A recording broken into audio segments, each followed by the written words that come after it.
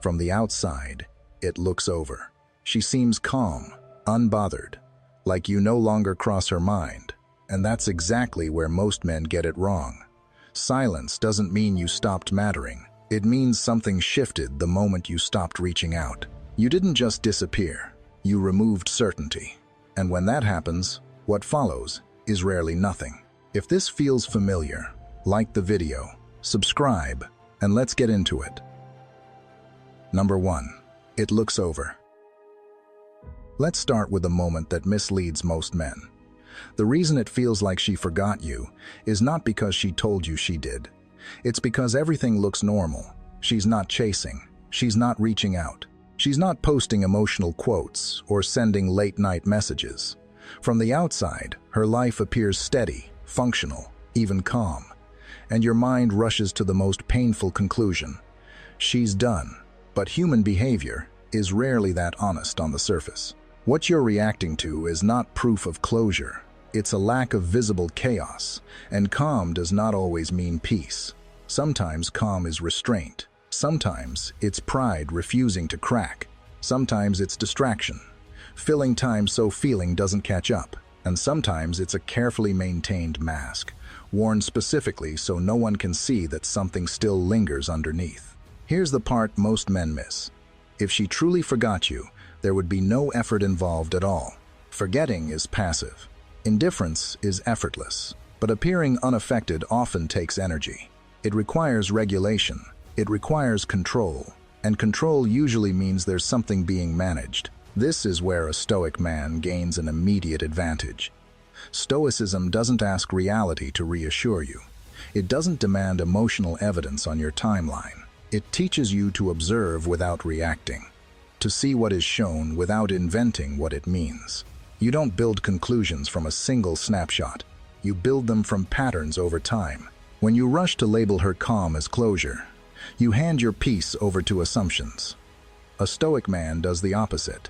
He accepts what he sees without panic, without hope, without fear. He doesn't chase clarity from her behavior.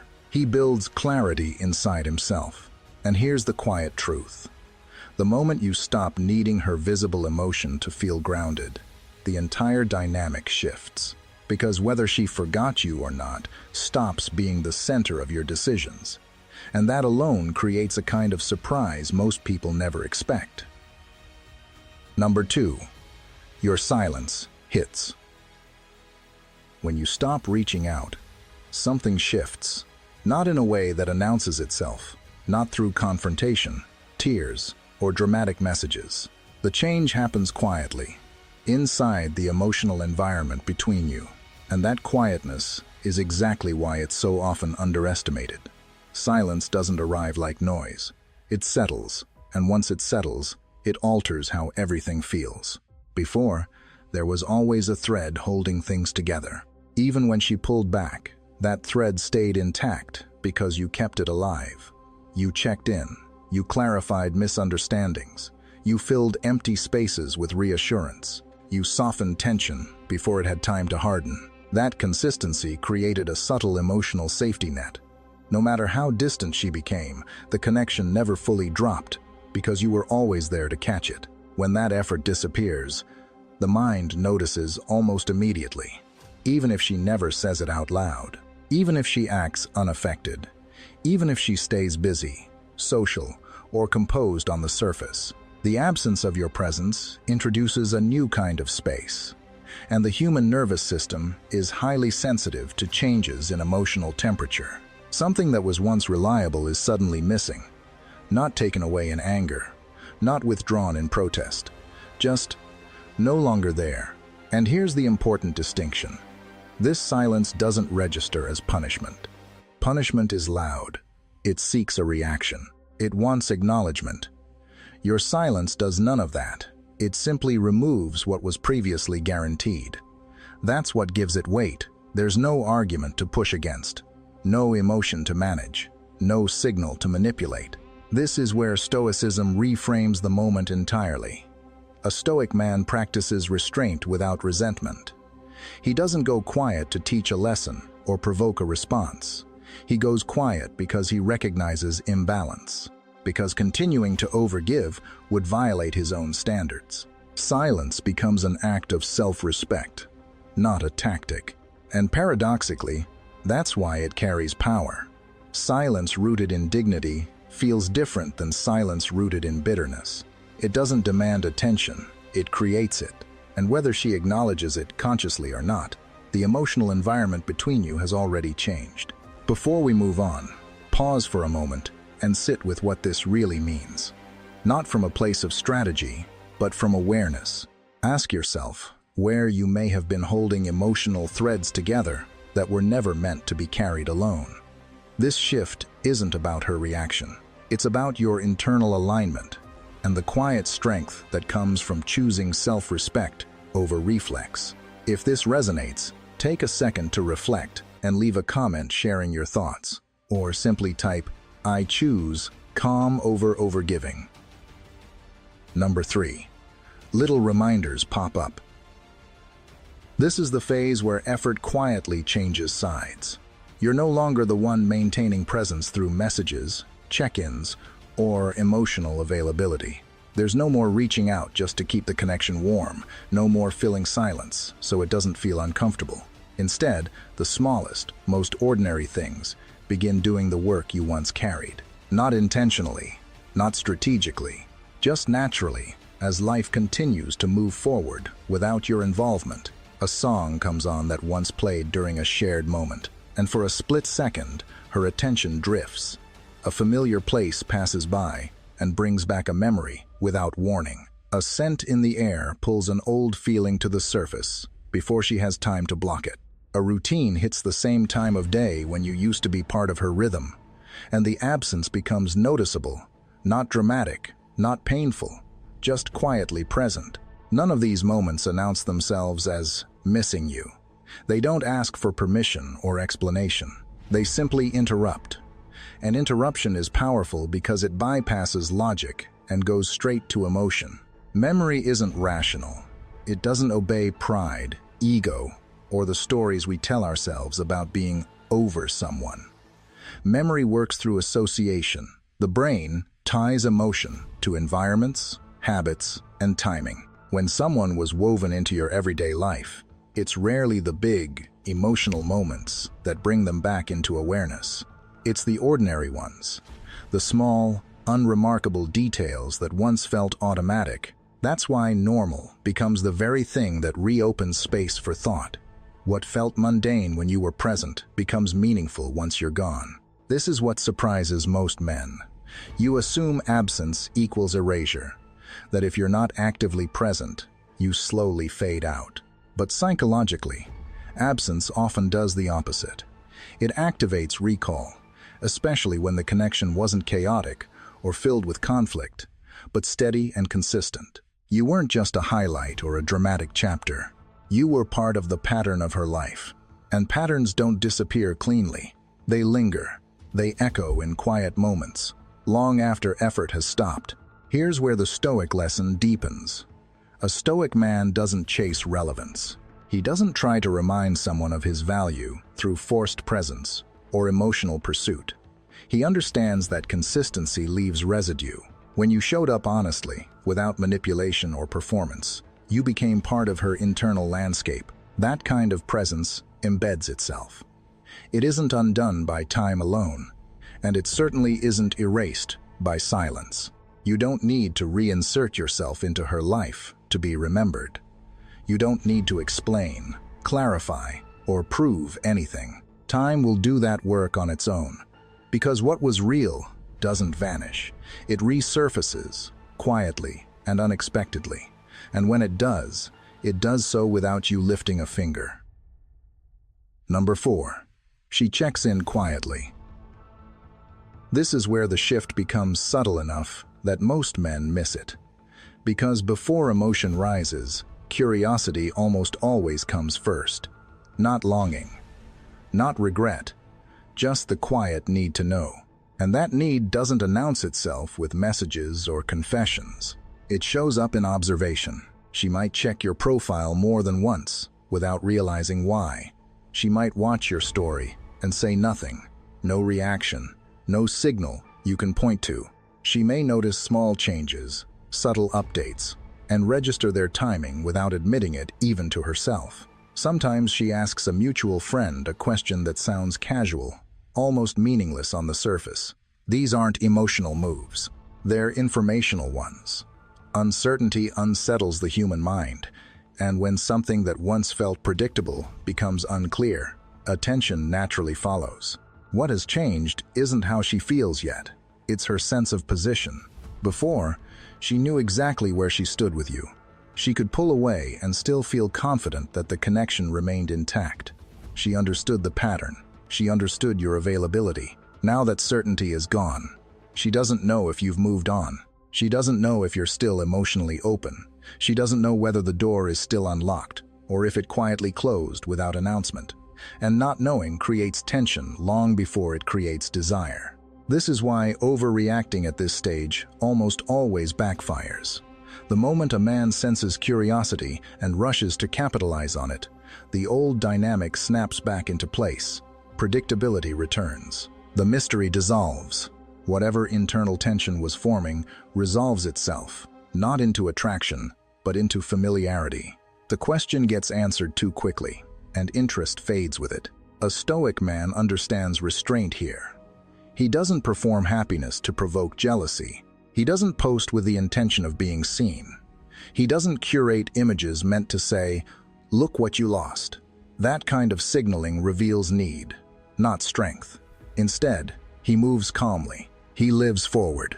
His presence remains steady, grounded, and unforced. Not strategic, just aligned. When your life speaks for itself, curiosity deepens rather than resolves. And that's the irony most men miss. The less you try to clarify her uncertainty, the more aware she becomes of it. Because silence, backed by self-direction, is far more unsettling than any explanation you could ever give. Number 5. Why she stays quiet. Most men get trapped by a false assumption early on, that silence means an absence of feeling. It sounds reasonable on the surface. If someone cared, they would speak. If they missed you, they would reach out. But emotional reality doesn't work that cleanly. Silence often signals the opposite. A woman can miss you deeply and still say nothing at all, not because she doesn't care, but because caring introduces risk, and the moment risk appears, defenses activate. Pride is usually the first barrier. Reaching out can feel like lowering status, especially if she was the one who pulled away. There's an internal tension between wanting connection and protecting self-image. If I speak first, what does that say about me? Pride here isn't arrogance, it's self-protection.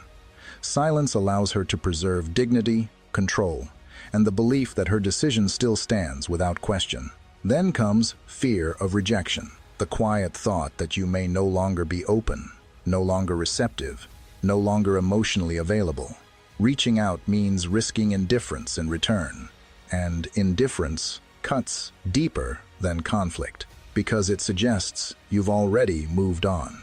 Beneath that fear sits something even more uncomfortable: exposure. Admitting emotion makes it real. It removes the ability to pretend indifference. Once feelings are spoken, they can't be undone. Vulnerability, once revealed, has consequences. There's also the fear of confirmation. If she reaches out and feels relief, it confirms she still cares, forcing her to confront emotions she hoped were fading. If she reaches out and feels nothing, it creates a finality she may not be ready to accept. Either outcome demands clarity. So instead of acting, she observes. Instead of speaking, she delays. Instead of risking truth, she waits for a moment that feels emotionally safe, even if that moment never comes. That's why attention often exists without contact, awareness without engagement, curiosity without communication. Watching replaces reaching. Silence replaces honesty. Time becomes a buffer where feelings can exist without confrontation. From the outside, it looks like nothing is happening. Internally, a lot is. Here is where Stoicism protects you. A Stoic man does not treat silence as a verdict. He doesn't interpret it as rejection, finality, or judgment. Silence is not a conclusion, it's simply a state, and states change. What matters is not what she is doing, but how you respond internally. You don't chase clarity you can't control. You don't collapse into stories that disturb your peace. You remain anchored in what is within your power. Your actions, your boundaries, your direction. The moment you stop allowing her silence to dictate your emotional weather, you regain stability, and stability keeps you centered, regardless of what she chooses to do next. Pause for a moment and consider this. Silence isn't always absence. It's often self-protection, hesitation, and emotional risk management. The question isn't whether she still feels something, it's whether she feels safe enough to show it. That's why your stability, your detachment, and your self-command matter more than ever. A Stoic man doesn't react to silence. He remains grounded in his values. If this perspective speaks to you, like the video, leave a comment with your thoughts, or simply type, "I choose calm over confusion." Now let's continue. Number 6. Time feels different. The rhythm shifts here in a way she didn't anticipate. For a long time, silence followed a familiar pattern. It worked almost like a countdown. A few days of distance, maybe a week, and then you would reappear. You'd check in, you'd smooth things over, you'd restore emotional motion. Not because you were weak, but because attachment naturally moves toward relief. And over time, she came to expect that rhythm, without ever consciously deciding to rely on it.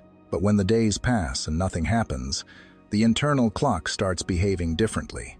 Silence no longer feels temporary. It no longer feels like a pause before resolution. It starts to feel open-ended, and that's where the script breaks. The expected sequence doesn't play out, and the mind struggles when patterns stop repeating. Predictability creates comfort. Broken patterns create awareness. This doesn't instantly produce romance or longing. What it creates first is attention.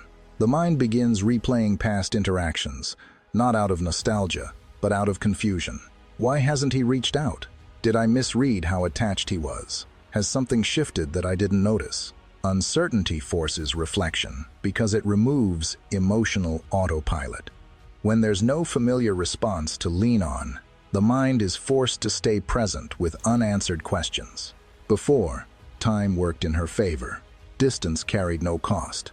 Silence had an expiration date. Now, time becomes ambiguous. Each passing day without contact subtly changes the meaning of your absence. It no longer feels like waiting. It feels like movement in a direction she can't see, and that lack of visibility creates tension she can't easily resolve. This is where Stoicism reframes time entirely. A Stoic man understands that time is neither a friend nor an enemy by default. It simply amplifies whatever state you're already in. If you're anxious, time becomes torture. If you're grounded, time becomes an ally. Stability allows stillness without collapse. You don't rush to fill space just to escape discomfort. You're not using time to pressure anyone or provoke a reaction. You're allowing it to reveal truth. And when you can stand still without reaching for relief, time begins to speak on your behalf. Not loudly, not dramatically, but clearly enough to change how everything feels on the other side of silence. Number 7. She misses the you routine. If you were consistent, you didn't just offer affection. You offered something far more subtle and far more impactful: emotional structure. Your presence wasn't random or impulsive. It followed a rhythm. Your messages arrived with a certain timing. Your energy carried a familiar tone. Your patience created continuity instead of volatility. Over time, that consistency became part of how her day felt. Not exciting in a dramatic, high-intensity way, but stabilizing, grounding. It gave shape to her emotional environment, even when she wasn't consciously aware of it. When that structure disappears, the absence isn't always registered as loss right away. In the beginning, it can even feel like freedom or relief. There's no expectation to respond, no emotional rhythm to match, no steady presence anchoring the day. But gradually, something else surfaces. Instability. Not chaos or panic, but a subtle lack of footing. The emotional floor that once felt solid no longer supports the same weight. Routines feel slightly off. Moments feel less anchored. Even if she was the one who stepped away, the absence changes how things land. This is where many men misunderstand what's actually missed. She doesn't miss being chased. She doesn't miss constant reassurance or emotional pursuit. What she misses is the reliability of your presence, the way you showed up without needing to be prompted. The way emotional effort didn't fluctuate based on mood or circumstance. That kind of consistency becomes invisible while it's there because it blends into normal life. But the moment it's gone, the contrast becomes impossible to ignore. And this has nothing to do with becoming cold or emotionally distant. Coldness is reactive. It comes from hurt, resentment, or the desire to punish. What's happening here is different. You're becoming selective. You're no longer offering emotional access without alignment. You're no longer providing structure for someone who chose not to maintain connection. That's not withdrawal out of spite. It's recalibration out of clarity. This is where Stoicism draws an important line. Stoicism isn't emotional shutdown, it's emotional discipline. You don't remove care out of bitterness. You remove access out of self-respect. There's a clear difference between having feelings and giving someone unrestricted entry to them. One is human. The other is a choice. When you step back calmly, without anger or explanation, the routine she relied on doesn't disappear quietly. It leaves a gap. And gaps are most strongly felt by the people who didn't realize how much they were standing on what you provided. That's when the absence becomes noticeable, not because you demanded attention, but because your steadiness is no longer holding the same space. Number 8. Small tests. A subtle shift happens here. Signals begin to appear, but they're deliberately small, not declarations, not apologies. Just light contact that barely disturbs the surface. A random, hey, a like on an old photo, a short message that doesn't really say anything at all. These moments aren't accidents. They're probes, sent carefully to gather information without exposing intent. Most of the time, this isn't an attempt to come back in a meaningful way. It's a temperature check. She isn't asking to step fully back into connection. She's checking whether the door is still unlocked, whether you're still emotionally available, whether the old dynamic can be revived without cost, effort, or vulnerability. Small tests allow curiosity without commitment. They offer safety. They allow her to observe without risking anything real. This is where many men misread what's happening. They interpret the signal as confirmation. Relief rushes in. Hope fills the gap. They respond quickly, warmly, expansively. They explain where they've been. They reassure. They offer emotional access before anything has actually been asked for or earned. And in doing so, they collapse the very tension that made the test necessary in the first place. What she learns in that moment isn't that you care. She already knew that. What she learns is that nothing has changed.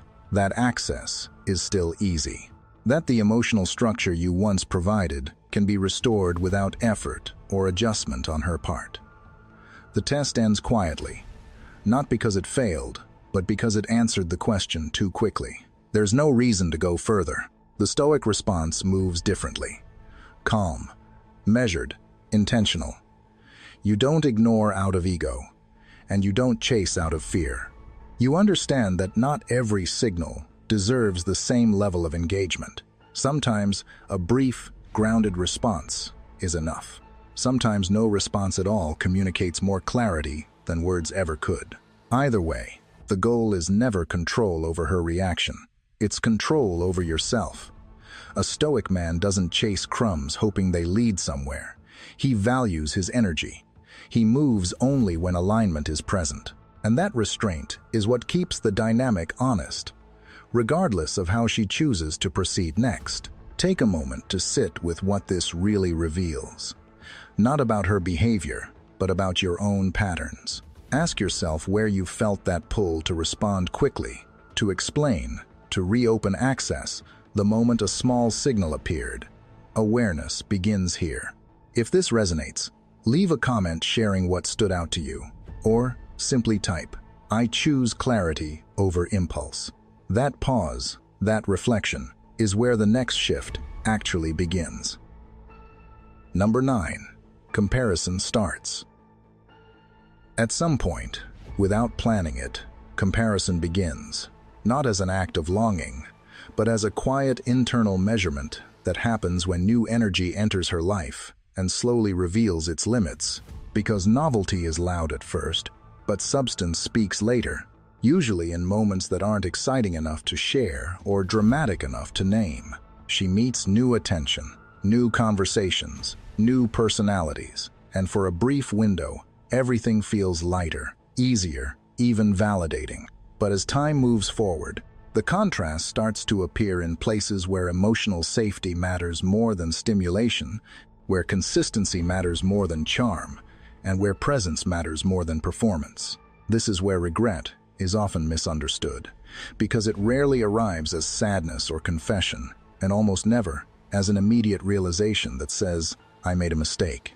Instead, it arrives as a subtle dissatisfaction, a sense that something essential is missing, even though nothing is technically wrong. A quiet awareness that what once felt steady now feels harder to replace than expected. The connection works, but it doesn't hold. The attention exists, but it doesn't ground. And in that space, memory doesn't replay moments out of nostalgia, but out of comparison, because the mind naturally reaches for what once provided stability without demand. The point here is not to enjoy this process or wait for it, because doing so would still tether your sense of worth to her internal state, which is something a Stoic man refuses to do. The real understanding is simpler and more grounded. Value becomes clearest only when it is no longer available on demand, when access that once required no effort is replaced by absence, and absence forces recalibration. When something was always there, it blended into the background of normal life, not because it lacked importance, but because certainty dulls awareness. Stoicism teaches you not to seek revenge through withdrawal or superiority, but refinement through discipline, meaning you allow time and contrast to do their work without interference, while you focus on becoming more precise with your energy, your standards, and your direction. Improvement becomes your statement, not as a message aimed at her, but as a commitment to yourself. And when that happens, whether comparison leads her back or not, stops being the question that matters. Number 10. She notices you're moving on. There comes a moment when she begins to sense something that cannot be traced to a post, a message, or a visible announcement, but instead emerges through absence and shift in energy, because the most noticeable changes are often the ones that are not explained. You are no longer hovering at the edge of her attention, no longer reacting to every movement, no longer quietly orbiting her world while pretending to live in your own. And even if she cannot articulate it clearly, she feels that your emotional gravity has changed direction. This realization can be surprisingly unsettling, not because she suddenly wants you back in that instant, but because it forces a confrontation with a truth she had not fully considered before, which is that your attachment was not permanent, that your presence was not guaranteed, and that the version of you who once remained available, regardless of distance or ambiguity, is no longer the one standing in front of her. What registers first is not loss, but shock. The quiet recognition that you are capable of letting go without noise, resentment, or dramatic closure. When a man truly begins to move forward, it rarely looks like performance. There is no need to prove happiness, no urge to signal growth, no attempt to be seen as thriving. Instead, there is a calm reduction of emotional reach, a redirection of focus, a subtle withdrawal of availability that happens because his attention has found a more stable home within his own life. And that is precisely what makes it noticeable, because it cannot be negotiated or reversed with a single message.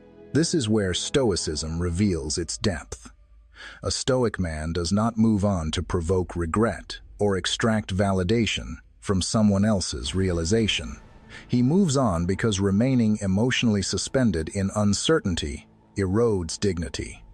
And dignity, once compromised, is difficult to restore. Letting go becomes an act of self-preservation rather than reaction.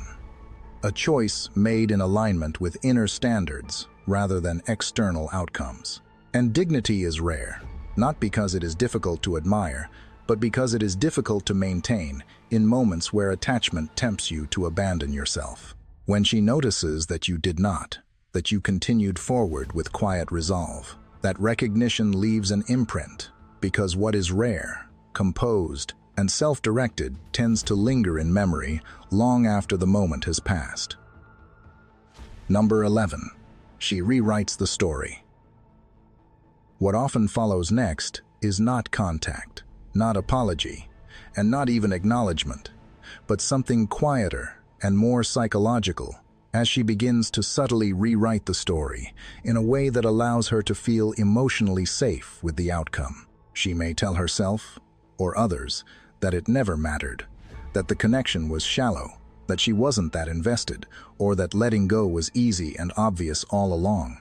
Not because these versions are fully true, but because they protect the ego from the discomfort of ambiguity and loss. Rewriting the past becomes a way to stabilize the present. This isn't always malicious, and it isn't always conscious. The mind prefers coherence over accuracy, especially when emotional vulnerability threatens self-image. If the story becomes, "It wasn't that deep," then nothing meaningful was lost. If the narrative shifts to, "He cared more than I did," then distance feels justified rather than costly. These revisions aren't about you as much as they are about internal regulation, about making a choice feel less risky after the fact. But here's what rarely gets said out loud. Actions tend to leak the truth, even when words are carefully managed.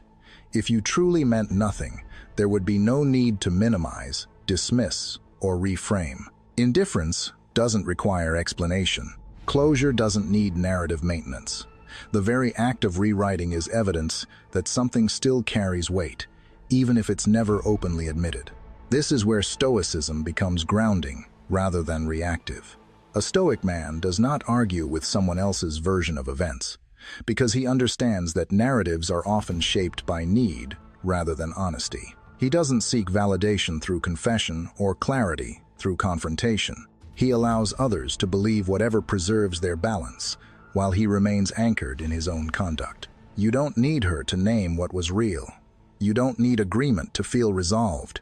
What matters is that you stayed aligned with your values, that you did not abandon your dignity for reassurance, and that you protected your peace when the story began to shift. In the end, inner alignment outlasts any rewritten past, and a man who keeps his peace intact rarely needs the truth spoken aloud to know it was there. Right here is where you want to slow down, because this next phase is easy to miss if you're still watching for texts and apologies. When someone starts rewriting the story, it doesn't always look like emotion, but it is emotion, just wearing a safer mask. And the real test for you isn't whether she tells the truth, it's whether you stay steady in yours. So take a moment and reflect. Are you looking for her narrative to confirm your value? Or are you finally letting your actions, your standards, and your peace be the confirmation? If this section hit you, pause the video for a second and ask yourself what you're still hoping she'll admit. Then drop a comment with what you realized, even if it's just one honest sentence. Number 12. You're not the same. And this is where the story reaches its quiet, unexpected ending, not because something dramatic happens on the outside, but because something irreversible has already happened within you. Even if she comes back, even if she reaches out after time has passed, even if she tries to reopen the connection with familiarity or warmth, the surprise is not what she does next. The surprise is who you are when that moment arrives. You are no longer the man who rushes toward relief the moment a door cracks open.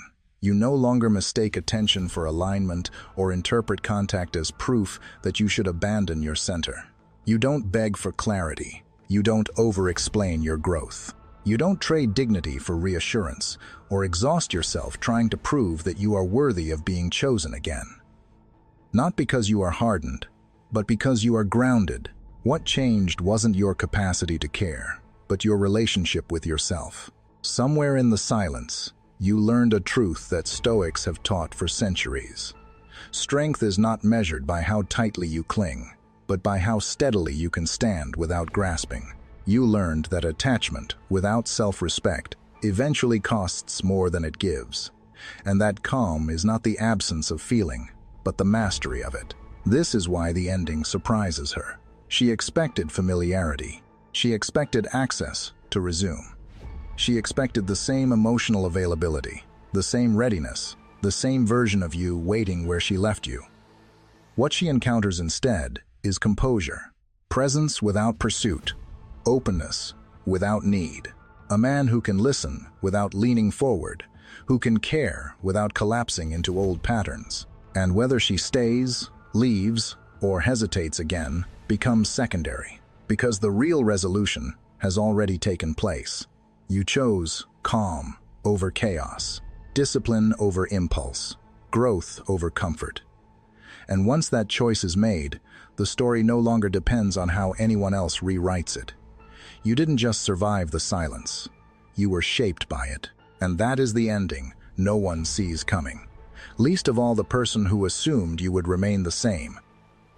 What this entire journey reveals is simple, but not easy to accept.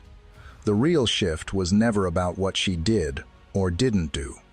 It was about who you became when you stopped reacting and started standing still. Silence didn't magically change her feelings overnight. It changed you. It stripped away urgency, exposed patterns, and forced you to build stability without external reassurance. And once that happened, the outcome stopped controlling you. Whether she reflects, returns, stays silent, or rewrites the story, no longer defines your direction. You learned how to hold your center without needing an answer. And that's the kind of growth that stays with you long after this chapter ends. If this video resonated with you, take a moment to like it so more men can find it. Leave a comment sharing what part stood out to you the most, or simply write a line that reflects where you are right now. And when you're ready, watch the recommended videos on screen to go deeper into mastering calm, self-respect, and emotional clarity. She felt safe taking you for granted until you changed. And if you've ever been on the receiving end of that, you already know how strange it feels. Because the moment you stop chasing, the moment you stop explaining, the moment you stop trying to fix the vibe, she doesn't instantly move on. She pauses. In this video, I'm going to break down the exact stages that happen when a woman felt comfortable taking you for granted until you changed. If this message hits home, take a second to like the video, subscribe, and let's get into it. Number 1. Comfort made her careless. She didn't treat you casually because she disliked you, disrespected you, or secretly wanted to hurt you. In most cases, it was far simpler than that. She treated you casually because, over time, you became predictable, not boring, not weak, predictable. You were steady when things were good. You were present when things were unclear. You were available even when effort from her side dipped. You forgave quickly. You stayed consistent no matter what mood she was in or how little she invested. And at first, that consistency felt comforting, safe, reassuring. But comfort has a hidden edge. What initially feels grounding can slowly turn invisible. When something is always there, the mind stops registering it as something that could be lost. It becomes part of the environment rather than a choice. Like background music playing for so long that silence would feel strange, but the song itself no longer commands attention. That's how emotional security quietly transforms into emotional negligence. She didn't wake up one day and decide to take you for granted. It happened gradually, without intention. Your reliability removed urgency. Your patience removed consequence. Your forgiveness removed friction. And when there is no friction, there is no pause for reflection. No moment where she has to ask herself, What happens if I push this too far? Because deep down, she assumed you would still be there. You always had been. This is where many men make a critical mistake. They personalize this shift and turn it into resentment or self-doubt. They ask, why doesn't she appreciate me? Or, why did she change? But a Stoic man doesn't rage at reality. He studies it. He understands that human attention is shaped by contrast, not permanence. What is guaranteed loses emotional weight. What can be lost sharpens awareness. Instead of demanding appreciation or trying to force recognition, the Stoic response is observation, followed by adjustment. Not punishment, not drama. Adjustment. He notices the pattern early. Comfort has replaced respect. Familiarity has replaced intention. And rather than begging for value, he quietly removes the conditions that allowed complacency to grow. He stops overextending. He stops cushioning every moment. He reclaims his center, because the truth is this: value isn't destroyed by consistency itself. It's destroyed when consistency comes without boundaries, direction, or self-respect. And the moment those elements return, comfort no longer feels safe. It starts to feel uncertain. And uncertainty is where attention wakes up. Number 2, you were predictable, so she relaxed. Here's a truth most men resist facing, not because it's cruel, but because it challenges how they've been taught to show care. Much of her comfort didn't come from how deeply you felt. It came from how easy you were to read. Your reactions followed a familiar rhythm. If she pulled back, you leaned in. If her messages grew shorter, yours grew longer. If she went quiet, you filled the space with reassurance, explanations, and emotional effort meant to restore closeness as quickly as possible. Over time, this wasn't interpreted as devotion. It became a pattern, and patterns create certainty. Certainty removes tension. When she knew exactly how you would respond, there was no emotional risk for her. She could withdraw without wondering if it would cost her anything. She could test distance without fearing consequence. Not because she was calculating or manipulative, but because predictability feels safe. It allows the nervous system to relax. She didn't need to stay emotionally engaged to keep the connection intact, because the connection no longer required her presence to survive. This is how predictability quietly shifts the power dynamic. When one person is emotionally responsive no matter what, the other unconsciously sets the pace. She didn't have to ask herself when to invest, because she knew you would bridge every gap. She didn't have to wonder if silence would change anything, because silence had already proven harmless. The emotional timeline was no longer shared. It was controlled. Most men mistake this stage for stability. They believe consistency is what builds security, and it does, but only when that consistency is a choice, not a reflex.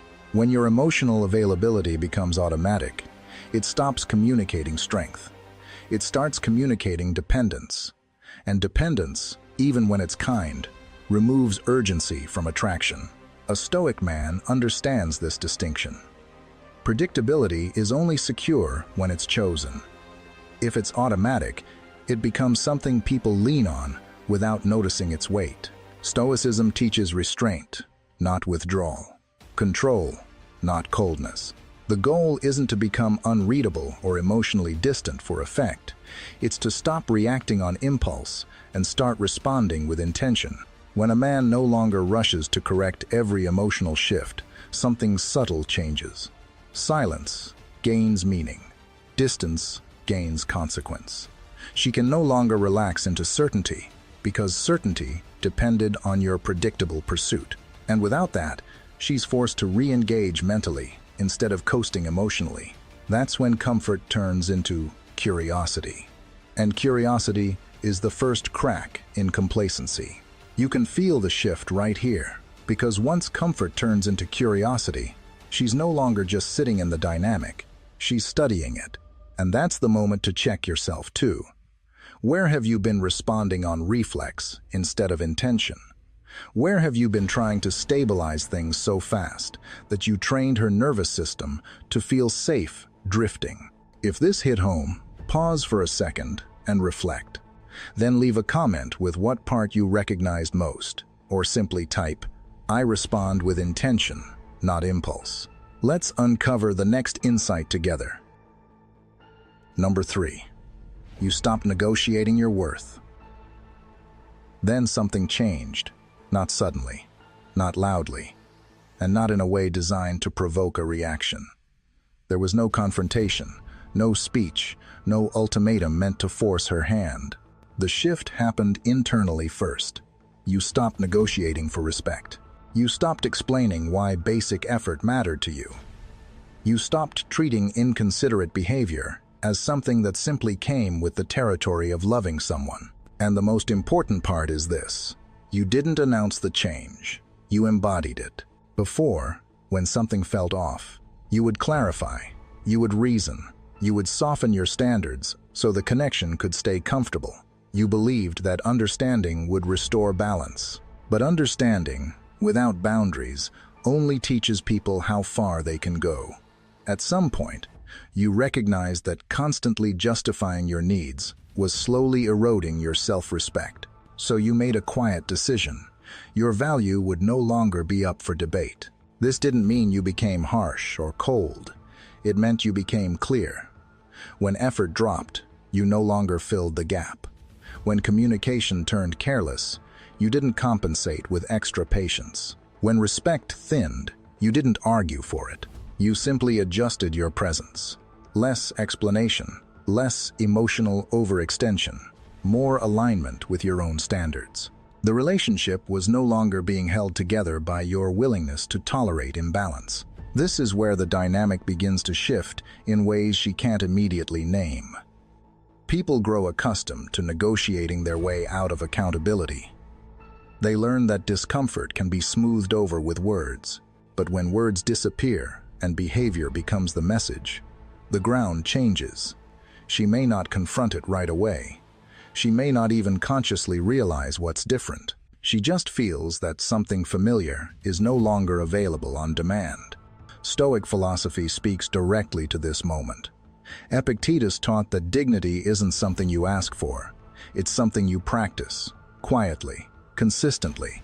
A Stoic man doesn't plead for fair treatment or argue his value into existence. He lives in a way that makes disrespect incompatible with access to him. His standards are not threats. They are boundaries expressed through action. And that's what unsettles her. Not anger, not punishment, but the realization that your presence is no longer guaranteed by habit. You didn't leave. You didn't chase. You simply stopped bargaining your worth for connection. And in that silence, she's left to confront something new. The version of you who no longer needs permission to be treated well. Number 4. Silence became a boundary. This is where many people misunderstand what's really happening. From the outside, it can look like withdrawal. Some might even label it the silent treatment. But that interpretation misses the point entirely. This silence isn't strategic, it isn't manipulative, and it isn't designed to punish her or force an emotional response. This silence is a boundary, and boundaries are about protection, not control. Before, you spoke to smooth things over. You explained to avoid conflict. You reacted quickly so nothing would drift too far out of alignment. Your emotional availability was always on standby, ready to be accessed at the first sign of distance. But once you stopped negotiating your worth, something became clear. Constant access without care was costing you peace. So, you adjusted. You spoke less, not because you were holding something in, but because there was nothing left to prove. You reacted less, not because you didn't care, but because you finally cared about yourself enough to stop bleeding energy into situations that gave nothing back. This kind of silence feels different to her. It doesn't carry resentment. It doesn't feel tense or performative. There's no edge to it, no emotional charge begging to be addressed. And that's exactly why it's unsettling. She can no longer pull clarity out of you on demand. She can no longer rely on long explanations or emotional reassurance to reset the dynamic. The silence isn't loud. It's clean. It signals finality without hostility. You don't argue because arguing invites negotiation. You don't over-explain because explanations invite justification. And you're no longer interested in convincing someone to treat you well. Instead, you quietly remove yourself from conversations, patterns, and emotional exchanges that drain you. You choose distance, not as a weapon, but as maintenance, like stepping away from noise so you can hear yourself think again. Stoic philosophy has always emphasized this form of restraint. A Stoic man doesn't fight to be understood by someone committed to misunderstanding him. He understands that clarity offered to the wrong audience becomes self-betrayal. So he lets behavior speak where words once failed. He doesn't announce boundaries, he lives them. And that's the shift she feels, but can't immediately name. Your silence no longer feels like waiting. It feels like choice. It feels like you're no longer standing in the same emotional place, hoping she'll meet you there. And when silence stops being a plea and starts being a line drawn in peace, it changes the entire balance of the connection. Number 5. You withdrew attention, not love. This is where the change becomes subtle, and where most men get it wrong if they're not careful. Many believe that respect only comes after emotional coldness, as if shutting down is the price of being taken seriously. But that's not what actually happened here. You didn't become distant out of bitterness. You didn't harden yourself or strip away kindness. What you withdrew wasn't love. It was unearned attention. Before, your attention flowed freely. It filled gaps. It compensated for inconsistency. It showed up regardless of whether it was met with care or indifference. And because attention kept arriving, no matter how it was treated, it slowly lost its weight. When something feels infinite, it stops feeling valuable. Not because people are cruel, but because the mind adapts to abundance by lowering awareness. So you adjusted the direction of your energy. Not in anger, in clarity. You stopped pouring focus into someone who handled it casually.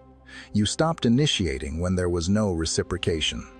You stopped giving emotional presence to moments that offered no alignment in return. And importantly, you didn't make a spectacle of it. You didn't announce conditions or demand change. You simply kept your warmth for situations where it was respected. This creates a different kind of absence. It doesn't feel punitive. It feels selective. She may still sense kindness in you, but she no longer has automatic access to it. Your attention is no longer available by default. It must be met with effort, presence, and mutual care. That distinction matters more than most men realize, because people don't value what is endlessly available. They value what requires engagement. Stoicism speaks directly to this discipline. Self-control isn't shutting down. It's directing your energy where it belongs. A Stoic man doesn't suppress emotion to prove strength. He channels it intentionally. He understands that attention is a resource, not an obligation. And when it's given without discernment, it drains the giver more than it nourishes the bond. This is often the moment she begins to feel the shift. Not because you're colder, but because the emotional economy has changed. The effort she once delayed now matters. The presence she once assumed now feels conditional, and that creates a quiet tension, not fear, awareness. Because warmth that can be lost carries more weight than warmth that can be taken for granted. You didn't stop caring. You simply stopped giving care where it wasn't being held with respect. And this is exactly where your power returns, quietly. Not through coldness, not through games, but through discernment. Because when a man learns to aim his attention instead of handing it out, everything changes. His standards rise, his energy becomes rarer, and the dynamic shifts without a single argument. If this hits home for you, tap like so more men hear this message, and drop a comment telling me what part you relate to most, or simply type, "My attention is earned, not assumed." Now let's move into what happens next. Number 6. She felt the new distance. At first, she doesn't register the change as anything serious. It feels temporary. A mood, maybe. Stress from work. A busy stretch of life. She tells herself you'll settle back into your usual rhythm soon, because that's how it has always worked. Distance, in the past, never lasted. Silence was followed by explanation. Space was followed by reassurance. Whatever shifted eventually reset itself, and the emotional balance returned to what felt familiar and safe. That assumption is what makes this moment different. As time passes, she begins to notice something subtle but unsettling. The distance isn't charged, it isn't heavy. There's no tension in it, no emotional leak that suggests you're holding yourself back or waiting for the right moment to reconnect. Instead, it feels calm, clean, almost settled, and that's what disrupts her sense of security. This doesn't feel like a phase, it feels like a decision. When distance carries frustration, it invites repair. When distance carries peace, it signals finality. She can no longer soothe herself with the idea that you're simply going through something. There's no urgency in your tone, no emotional fluctuation that hints at inner conflict. You're present, but no longer leaning forward. You're responsive, but no longer reaching. And that lack of reach is what changes everything. This is where the safety of taking you for granted begins to crack. Before, your emotional presence functioned like a cushion. She could step back without losing connection. Now, every step back creates space that doesn't automatically close. The realization sets in quietly. Your availability is no longer unconditional, not withdrawn in anger, but withdrawn in clarity. Stoic philosophy frames this shift with precision. Detachment isn't revenge. Detachment is freedom. A Stoic man doesn't pull away to punish someone or provoke regret. He steps back because he refuses to be governed by outcomes he cannot control. He releases attachment to how he is perceived and anchors himself in self-respect instead. And that freedom is felt. Even if she can't articulate it, she senses that you're no longer emotionally tethered to her responses. Your mood doesn't rise or fall based on her attention. Your presence isn't waiting to be reclaimed. You've found steadiness elsewhere, within yourself. That's the moment comfort turns into unease. Not because you're gone, but because the version of you she could rely on unconditionally no longer exists. And once that safety disappears, awareness takes its place. Number 7. Your standards got quietly loud. You didn't announce a turning point. There was no dramatic conversation, no warning shot, no emotional speech meant to draw a line in the sand. You didn't say, "If you do that again, I'm done," or outline consequences like terms in a contract. In fact, from the outside, it may have looked like nothing happened at all. But internally, something fundamental had shifted.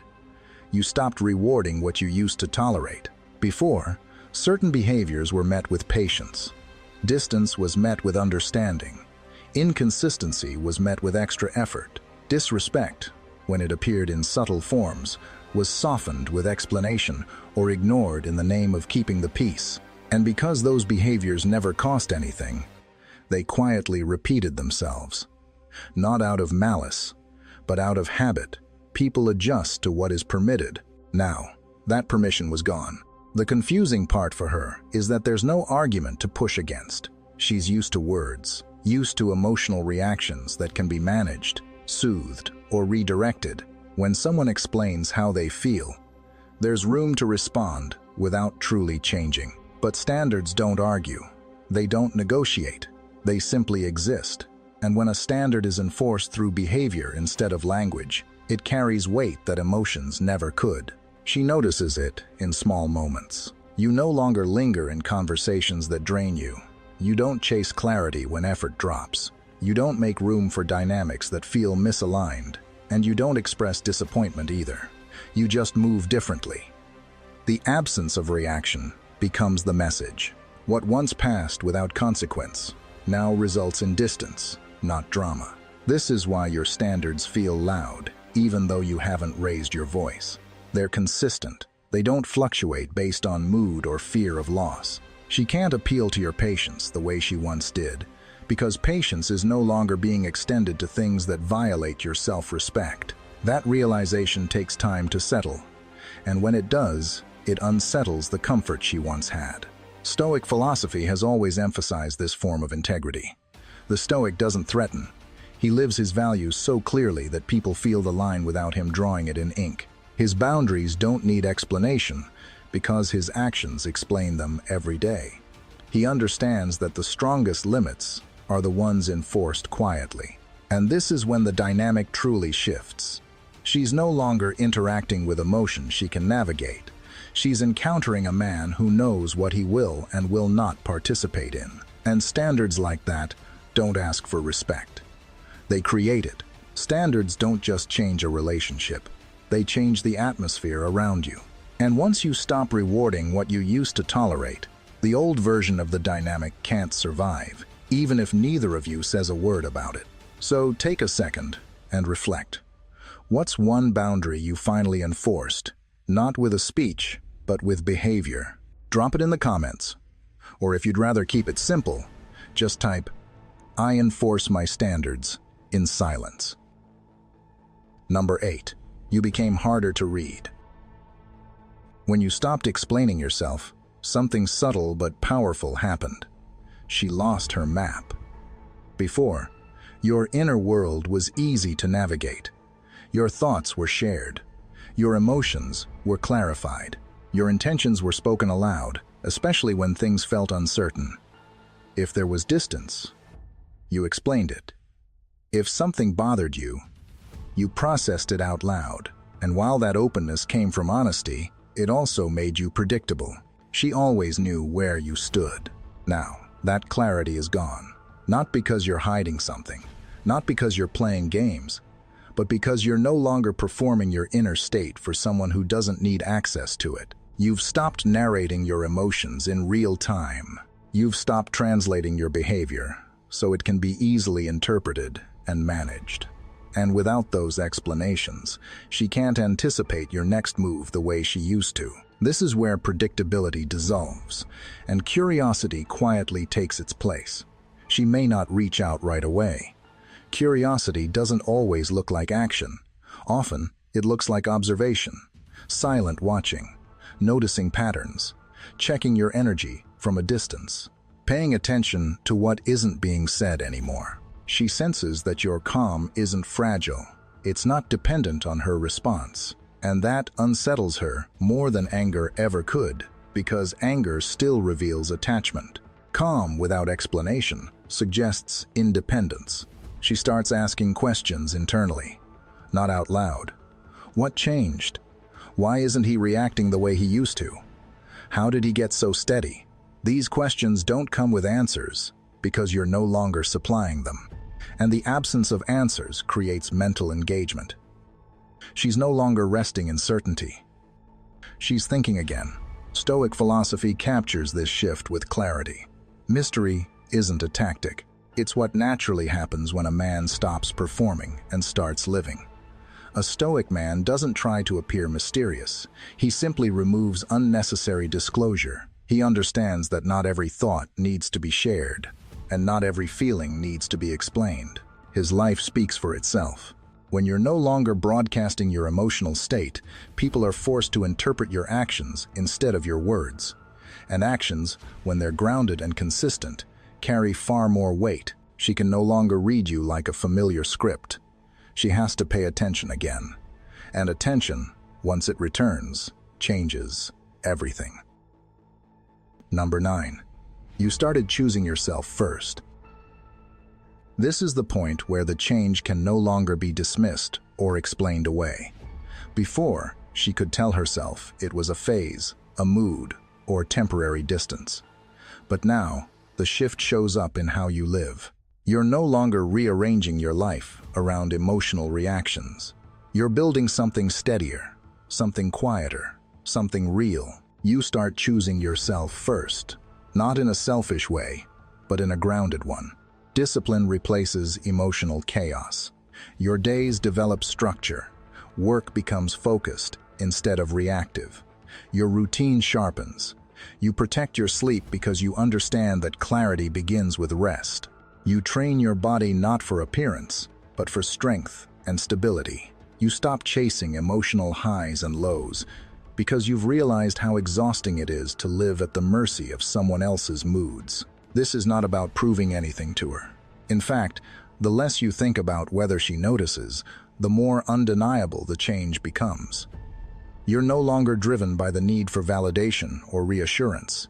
You're driven by alignment, by the quiet satisfaction of knowing your life is moving forward, whether anyone is watching or not.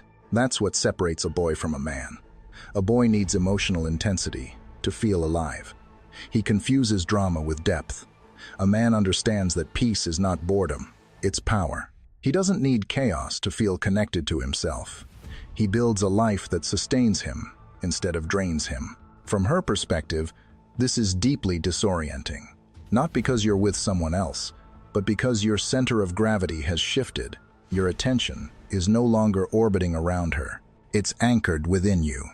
She may sense it in your energy, in the way you carry yourself, in how little you react to things that once pulled you off balance. You feel less available emotionally, but more solid as a presence. Stoic philosophy has always emphasized this internal victory. Marcus Aurelius wrote about mastering the inner world before expecting anything from the outer one. Win the day internally, and the world adjusts externally. When you govern your impulses, your habits, and your focus, you stop being controlled by circumstances. And that's the moment she truly feels it. You didn't just change how you treat her, you changed how you live. Number 10. She realized you could leave calmly. The most unsettling moment for her doesn't come when you raise your voice or express frustration. Anger, as intense as it feels, is still a form of attachment. It signals that the emotional cord is intact, that you're still invested enough to react. Even disappointment can be negotiated. It opens the door to explanation, repair, or reassurance. But calm changes the equation entirely. What lands hardest is the realization that you could leave without hatred, without begging, without collapsing emotionally, without needing to be understood or trying to get the last word. There's no dramatic farewell, no emotional spill meant to make her feel something. Just a quiet withdrawal that carries no bitterness.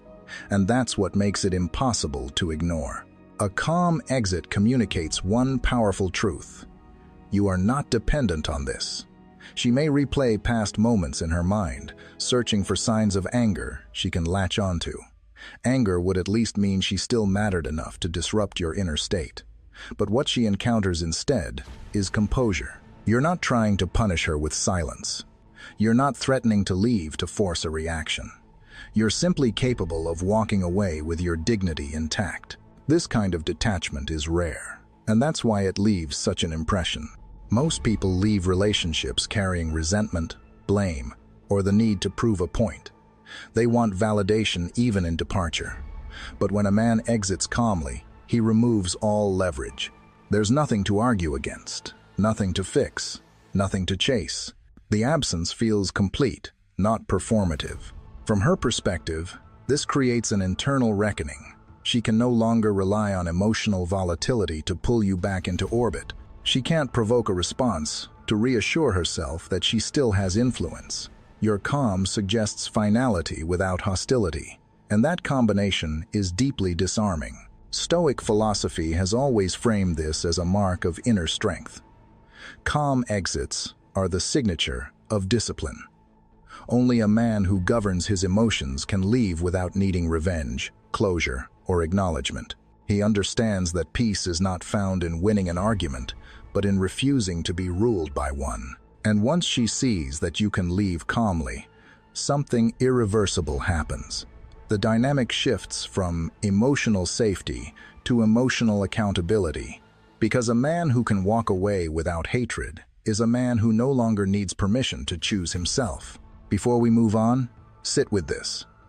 When did you realize your calm wasn't weakness, but control? Most people think strength looks like intensity, proving a point, or getting the last word. But real strength is quieter.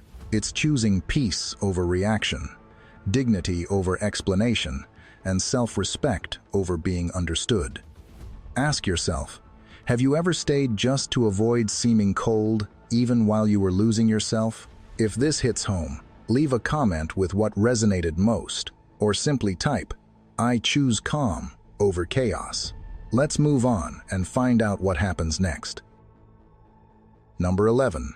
Now she sees the man she undervalued. This is the final stage, and it rarely arrives with fireworks or confession. There's no dramatic realization spoken out loud, no sudden message admitting everything she missed. It arrives quietly, in reflection. Only now, with distance fully established, does she begin to see you clearly. Not because you became someone else, but because you stopped offering yourself as if you were unlimited. When you were always there, your stability felt ordinary. When your loyalty was constant, it felt assumed. When your presence never wavered, it felt replaceable. Not because it was, but because it was never tested. Value that is always accessible doesn't feel rare. It feels permanent, and permanence dulls perception. Now, with your absence no longer temporary, she starts revisiting moments she once rushed past. The patience you showed, the steadiness you carried, the way you stayed grounded when things felt uncertain. She realizes that kind of emotional stability isn't common. Loyalty like that isn't guaranteed in the world. And presence like yours isn't easily replaced, no matter how many options exist on the surface. But this is where the twist appears. By the time she fully understands what she had, you're no longer reaching back. Not because you're bitter, not because you want to teach her a lesson, but because you've moved into a different relationship with yourself. Your life is fuller now, your center is stronger, and you no longer feel compelled to reopen doors that required you to shrink to stay inside. This is when the true lesson lands for her. Value is felt most when it's no longer guaranteed, not when it's loudly declared, not when it's pleaded for, but when its absence creates contrast. She doesn't just miss you, she understands you. And understanding, when it comes too late, carries a particular weight. Stoic philosophy has long warned against confusing tolerance with ownership. The Stoics taught that what is truly yours cannot be taken. But what is borrowed through tolerance can be lost overnight. When you tolerated imbalance, your value was on loan. When you withdrew that tolerance, the loan ended. And in that ending, she finally sees the man she undervalued. Not because you changed into something new, but because you became what you always were, without giving it away for free. And this is the real ending to the story. She didn't lose you the moment she got distant. She lost you the moment you stopped shrinking to keep the connection comfortable. You didn't become colder, you became clearer. You didn't disappear to punish her, you stepped back to protect your peace. And whether she admits it or not, that shift is what turns comfort into accountability and habit into realization, because the version of you she could rely on unconditionally is gone, replaced by a man who finally understands his own value and lives accordingly. If this video hit home, take a second to like it and leave a comment telling me which stage you recognize the most. Watch the recommended videos on screen, because the next one will show you exactly what happens when she starts feeling your absence for real. Most men think that when she goes quiet, when she stops reacting, when she looks fine, it means she's done with you. But that's almost never the truth. What comes next isn't loud or dramatic, it's subtle, internal, and far more revealing. And it doesn't start with her missing you. It starts with a shift she can't hide, even if she tries. In this video, we're breaking down the exact moment that proves she's not over you, and why, if this happens, she almost always comes back. If you're ready, hit like, subscribe, and let's get into it. Number 1. Your silence feels different this time. At first, she doesn't feel loss. She feels certainty. Not the kind of certainty that comes from truth, but the kind that comes from pattern. She thinks she already knows how this story ends because she has seen you react before. In her mind, your silence is just a phase, a temporary pause that will eventually turn into a message, a check-in, a "can we talk," or some emotional wave that brings you back into orbit. And that assumption is comforting to her. Because as long as she can predict you, she can stay in control of the emotional timeline.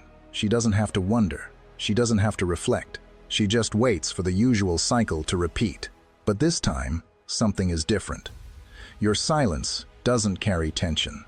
It doesn't feel like you're holding yourself back. It doesn't feel like you're fighting the urge to reach out. It feels calm, clean, controlled, almost like a decision, not a struggle.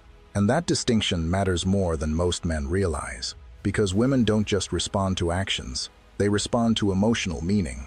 Silence can mean pain. Silence can mean manipulation. Silence can mean pride. But silence that feels final creates a very specific kind of discomfort.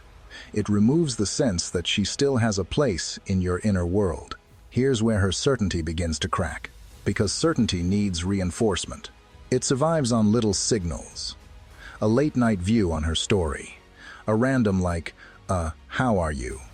A mutual friend mentioning your mood. Anything that tells her she still affects you. When none of that arrives, her mind doesn't automatically accept closure. Instead, it begins to search. It starts replaying details. It starts asking questions it didn't want to ask before. Why isn't he reacting? Why isn't he trying?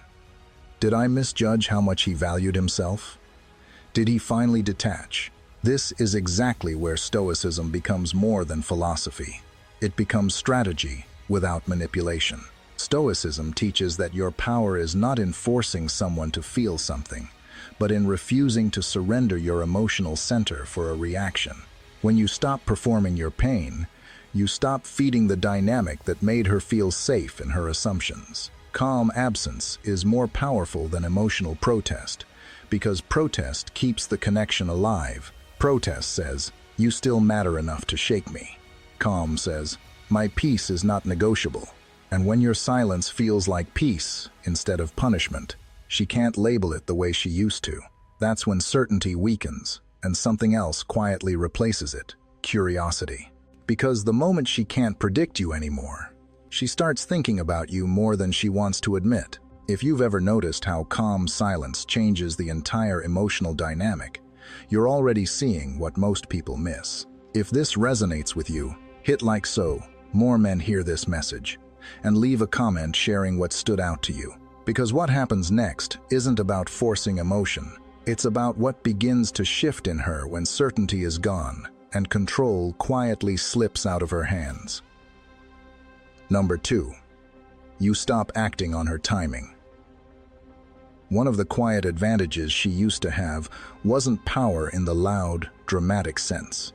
It was tempo, the pace of things, the unspoken rhythm where she could pull back, give a little, disappear, return, and still expect you to respond right on cue.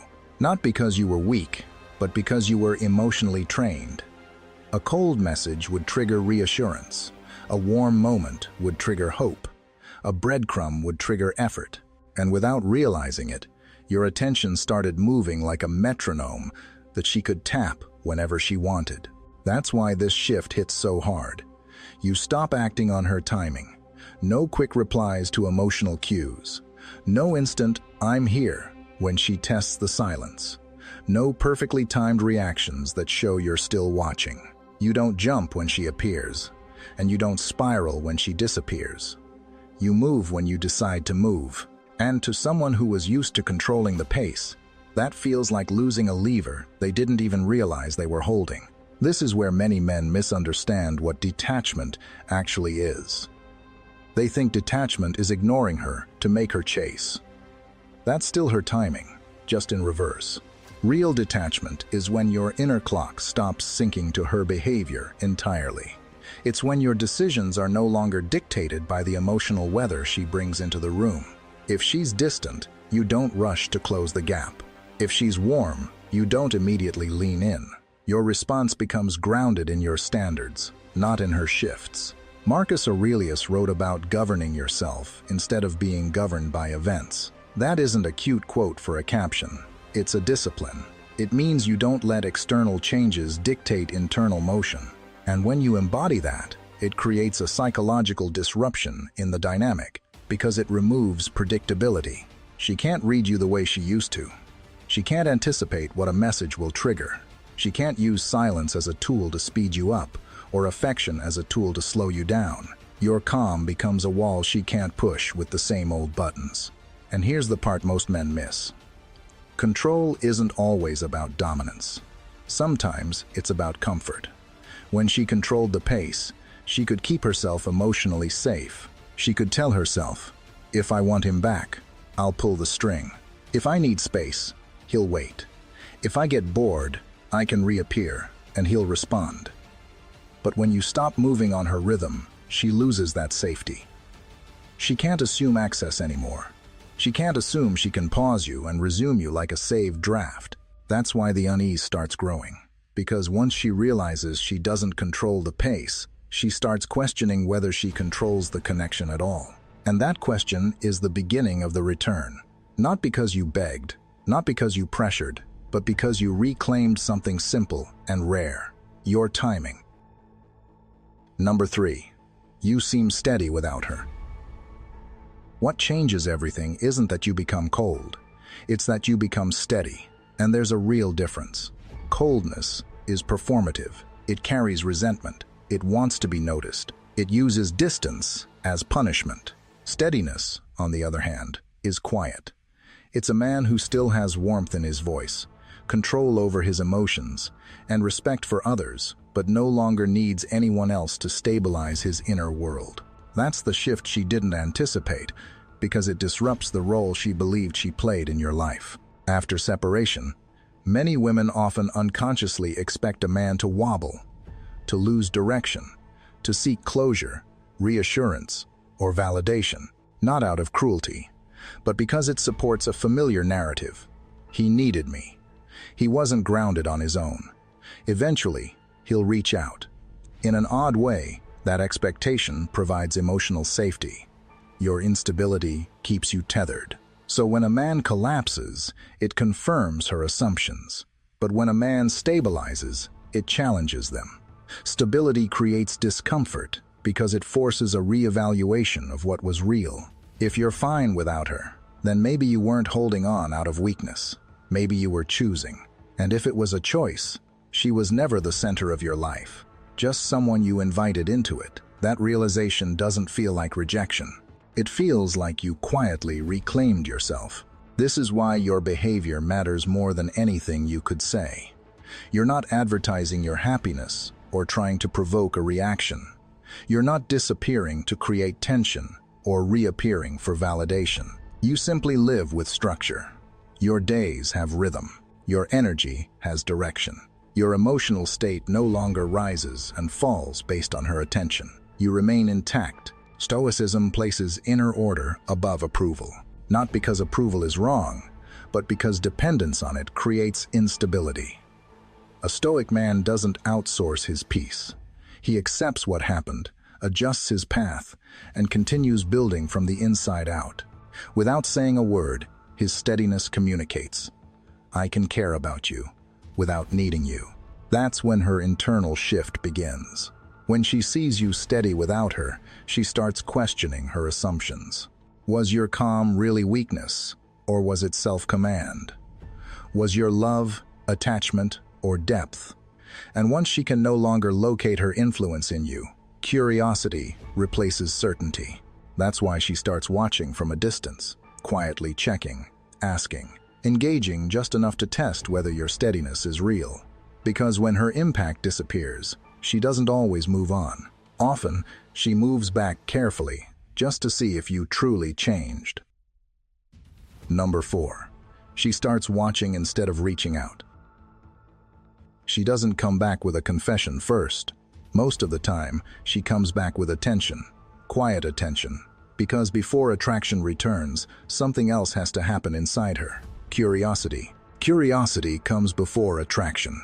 It's the mind leaning in before the heart admits anything. And when you stop explaining yourself, stop chasing clarity, and stop sending emotional signals that reveal where you stand, curiosity becomes almost unavoidable. This is where the shift turns subtle. If you're expecting a message, you'll miss it. Because she often won't reach out right away. She starts watching instead. Not watching like a stalker, watching like someone who's trying to solve a puzzle that used to be simple. She begins noticing patterns. Your consistency, the fact that you don't post emotional quotes that scream pain, the fact that you don't throw shade, the fact that you don't publicly move on in a way that feels like performance. Your calm doesn't leak. Your energy doesn't beg to be interpreted. And that's what makes her pay attention, because for a long time, she was used to reading you easily. She could feel when you were affected. She could sense when you were waiting. She could tell when you were trying to get a reaction. Now she can't. So, she starts collecting data. She notices what time you're active, whether you're consistent with your life or inconsistent. Like someone who's spiraling, she notices whether you seem grounded, whether you're stable, whether you're improving. She may ask mutual friends indirect questions that sound casual, but aren't casual at all. How's he been? What's he up to lately? Is he still living in the same place? She may rewatch old conversations, revisit old photos, not out of pure nostalgia, but because her mind is trying to connect two versions of you. The man she thought she understood, and the man who now feels unreadable. And here's the truth. When a woman stops reaching out and starts observing, it's not always disinterest. Sometimes it's caution. Because reaching out would be a risk. It would expose her to the one thing she's not ready to face yet.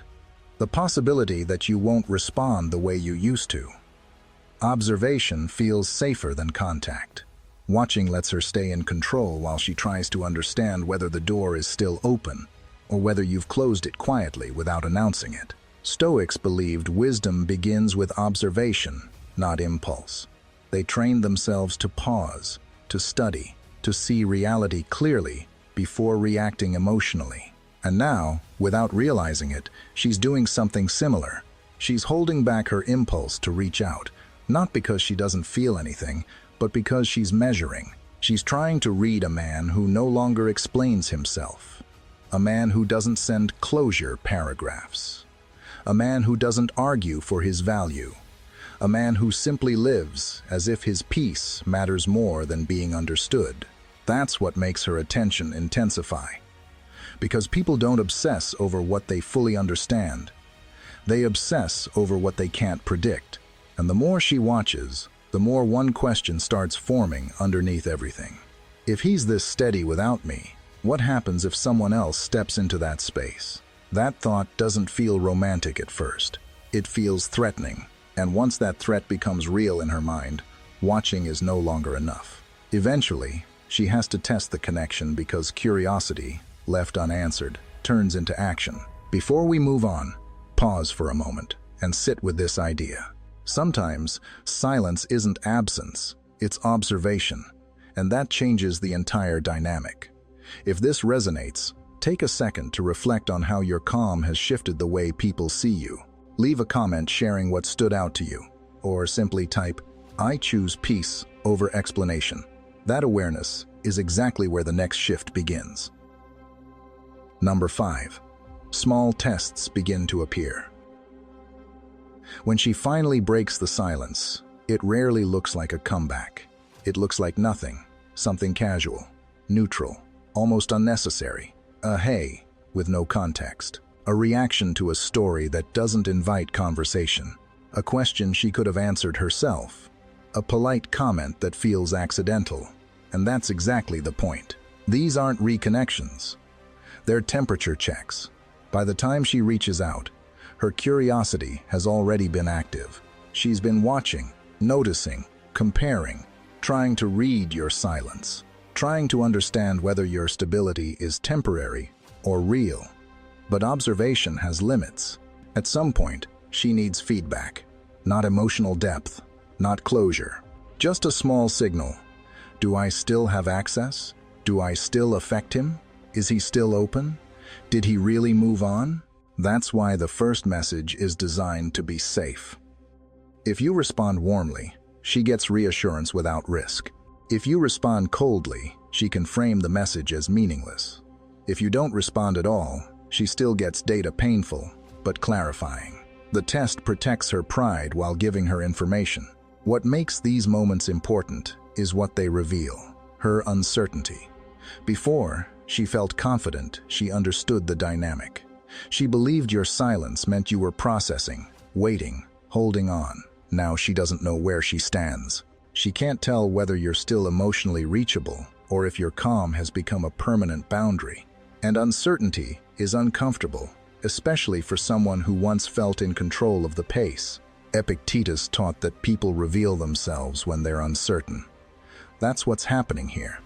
Uncertainty strips away confidence and exposes impulse, the need to check, to test, to confirm. That's why these light messages carry hidden weight. They're not about what she's saying, they're about what she's measuring. This is where most men fail. They assume the message means she misses them, or they overreact, either spilling emotion or using coldness as punishment. Both responses hand control back. Both signal that she still regulates your emotional state. The Stoic response is steadiness. You don't ignore her to make a point. You don't chase her to restore connection. You respond with self-command. You choose the pace. Because the real question isn't whether she'll reach out, she will. The real question is whether, when the tests begin, you stay steady or fall back into the old rhythm. And once she sees you handle that first small test without emotional leakage, no excitement, no resentment, her uncertainty deepens. Because now she realizes something more unsettling. She can't use the old moves to locate herself in your life. And when she can't locate herself, she doesn't retreat. She moves closer, carefully, to test again. This time with a little more emotion. Number 6. Your absence does the work for you. Most men believe the turning point comes when they finally say the right thing. The perfect message, the clean explanation that makes her understand what she lost. But that moment rarely creates the shift. In fact, the more you explain, the more you weaken the power of your absence. You turn something solid into something negotiable. That's why absence does the work for you. You don't clarify. You don't chase closure. You don't send long messages trying to fix her understanding of you. And because you don't, the silence becomes loud, not dramatic, but undeniable. It becomes a presence of its own. There's nothing for her to argue with, nothing to reinterpret, nothing to file away neatly. Silence without explanation forces the mind to interpret, and interpretation is where emotion grows. When you explain yourself, you hand her a script, a story she can repeat to feel certain again. He's hurt. He wants a reaction.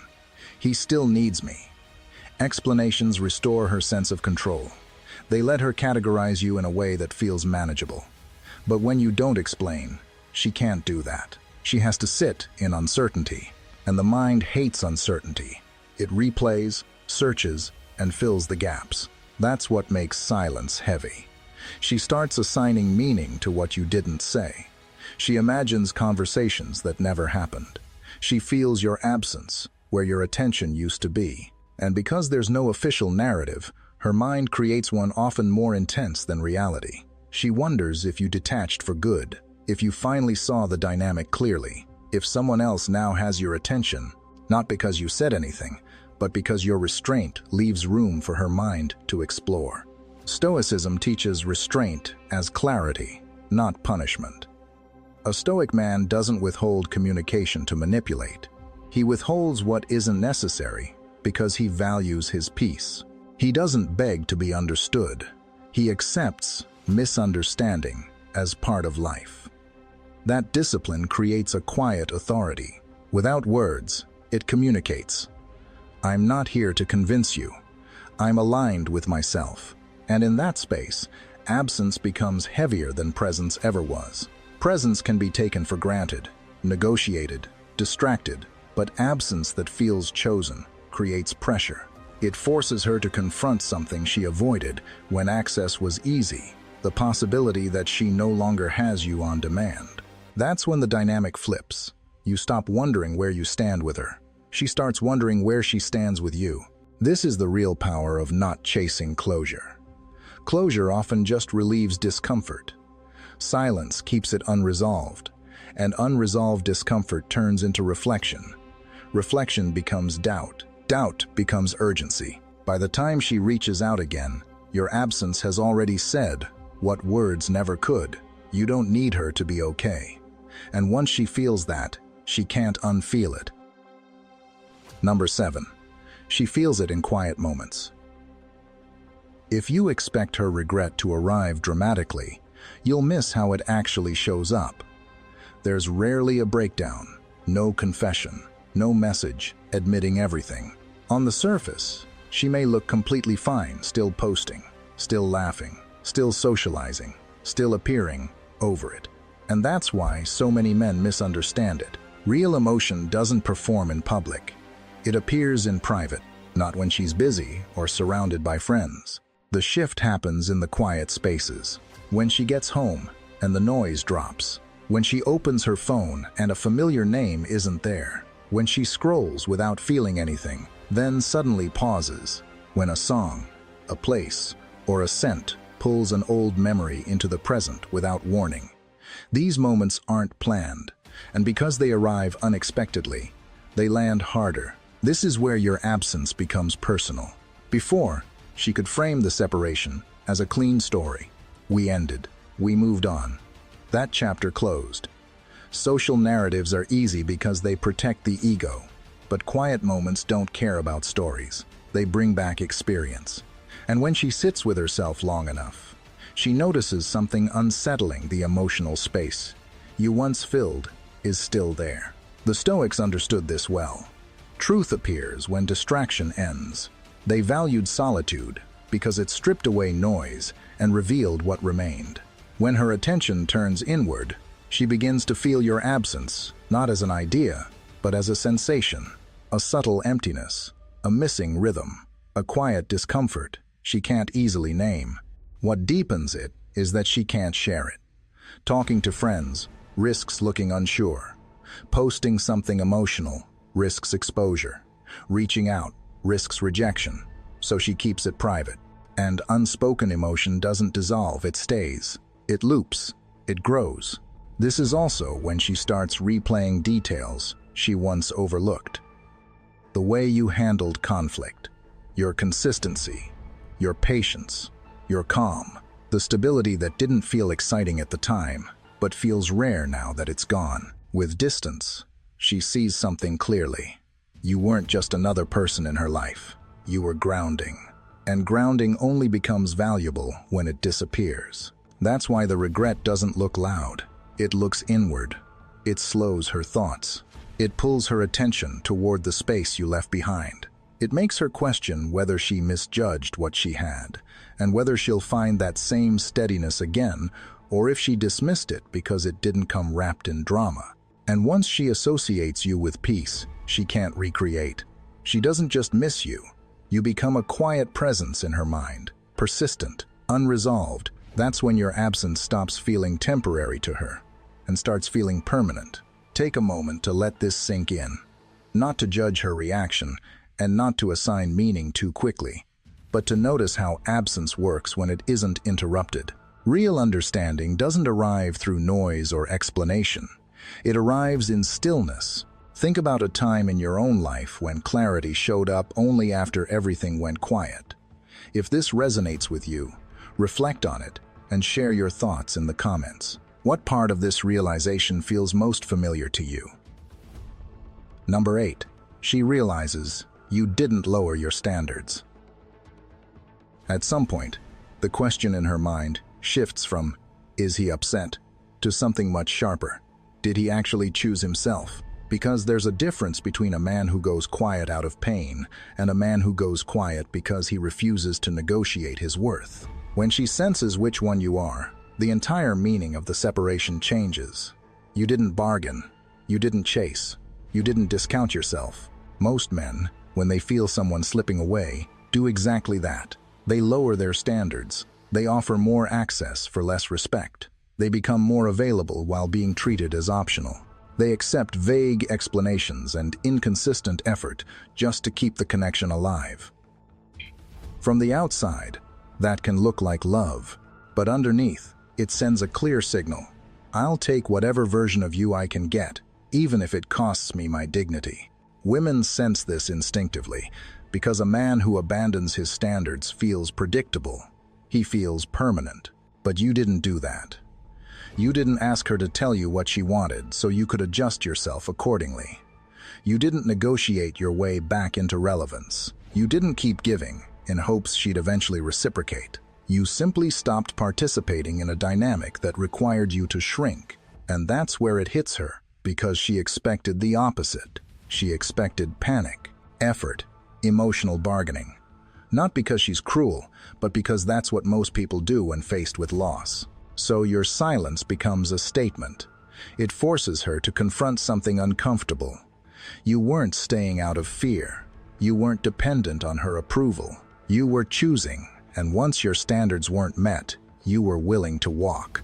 That realization reframes everything. It means she wasn't the judge of your value.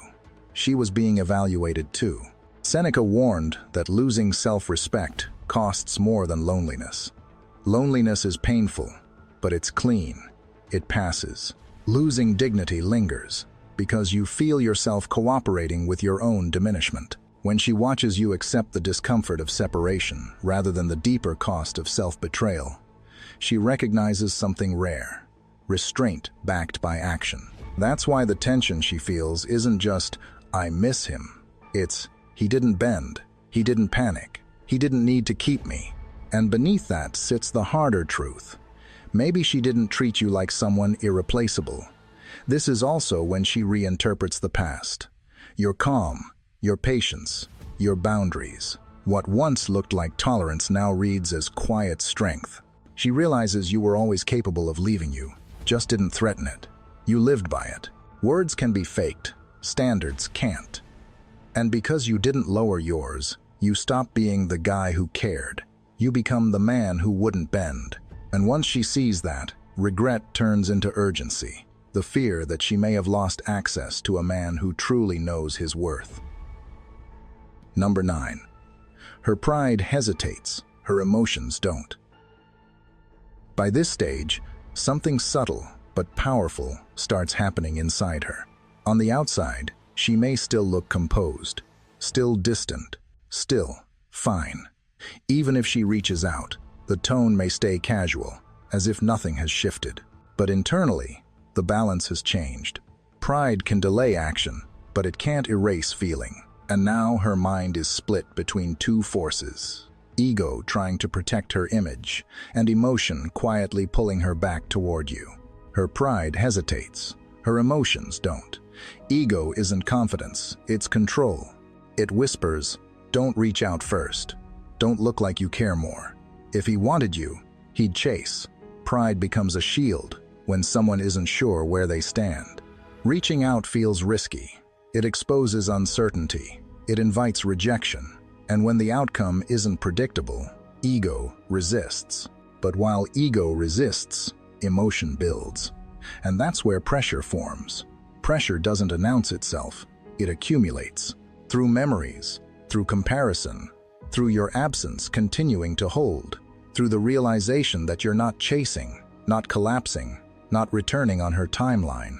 As time passes without emotional leakage from you, what started as curiosity turns into persistent tension. This inner conflict wears her down. Ego wants certainty and control. Emotion creates movement. Ego wants to maintain the story that she's unaffected. Emotion keeps interrupting it. That's why her behavior looks contradictory. She checks your profile but doesn't message, asks friends about you but plays indifferent, types something and deletes it, reacts, then disappears. That's not confusion, it's friction. What works in your favor is that you don't try to resolve it for her. Many men, sensing hesitation, rush to force clarity. They push for conversations, definitions, reassurance. But forcing outcomes is just disguised chasing. It gives her ego relief. He's still here. I still have time. A stoic man doesn't rush what can't be forced. Respect can't be negotiated. Desire can't be demanded. Regret can't be argued into existence. So he stays still. He lets silence act as a mirror. He lets consistency become proof. He allows her to sit with the consequences of her choices without rescuing her from discomfort. And now time works for you. Each day you stay steady, emotion gains weight. Each day you don't chase, ego loses leverage.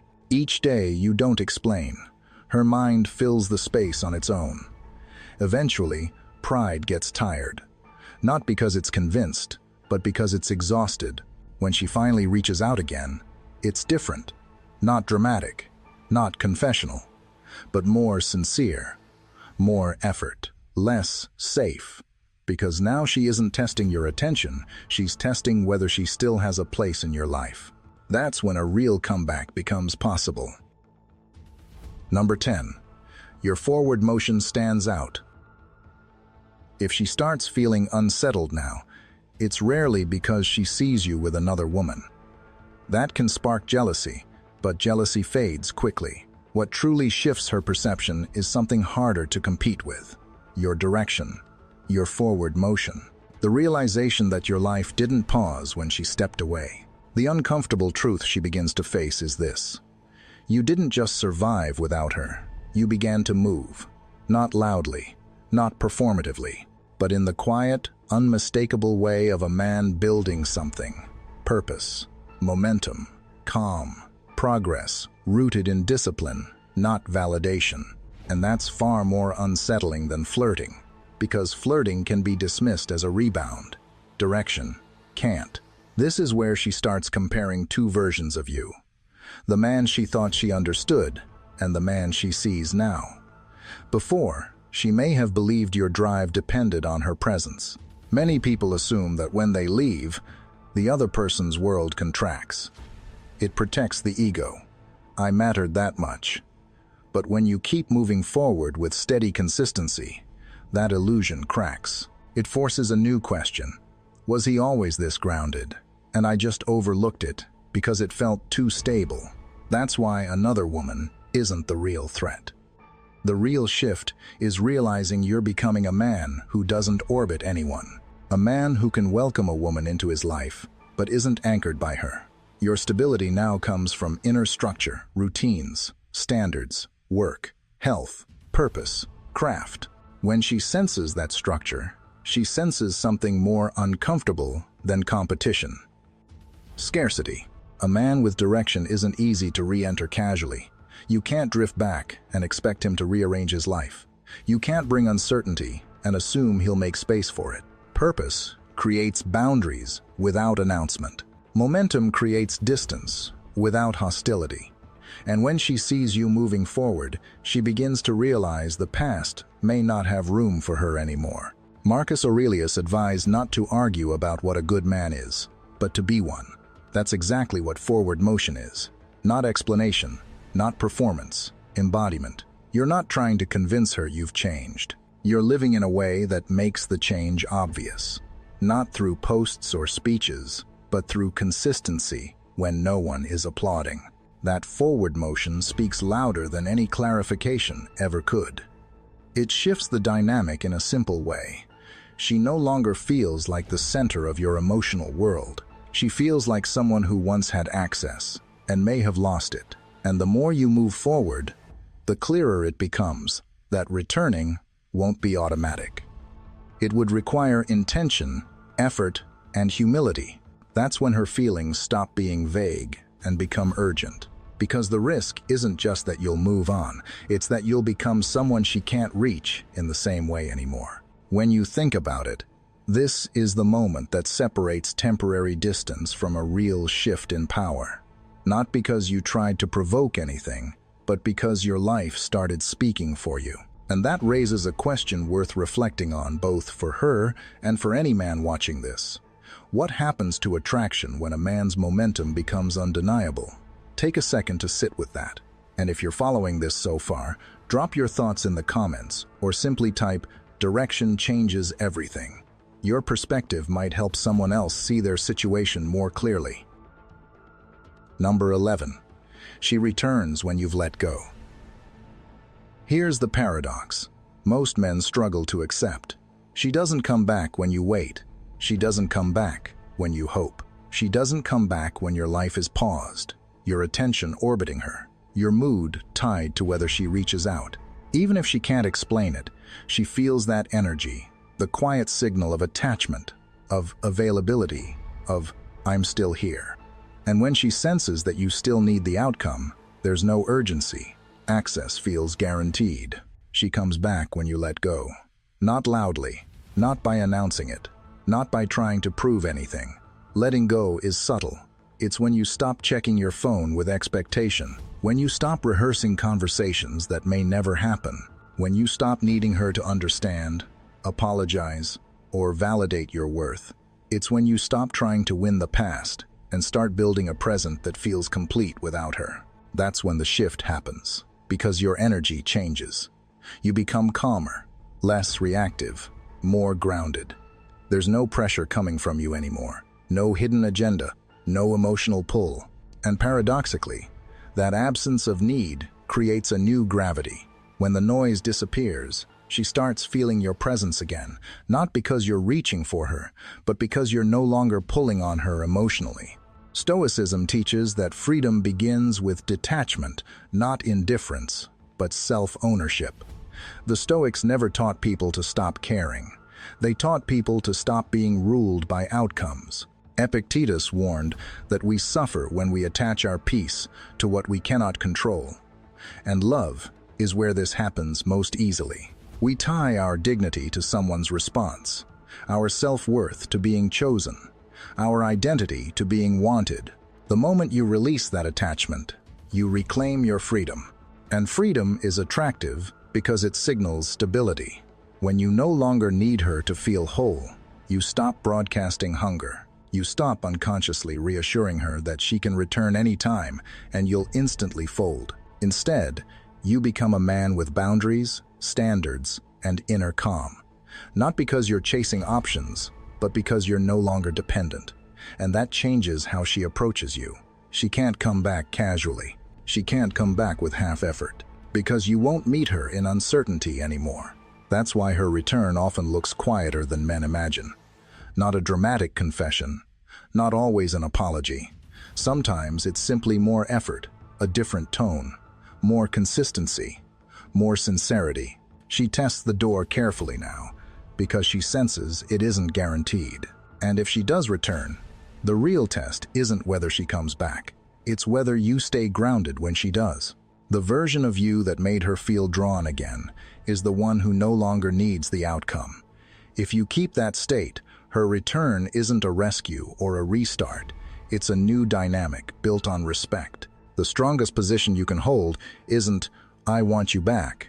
It's, "I'm fine either way." Not as a strategy, as truth. As you can see, the moment she comes back isn't triggered by something you say or do at the last second. It's built quietly over time, through your restraint, your standards, and your ability to let go without collapsing. When you stop trying to manage her emotions and start protecting your own peace, the dynamic shifts on its own. Whether she returns or not, you end up in the same place, grounded, clear, and in control of your life. And that's the real win Stoicism points to.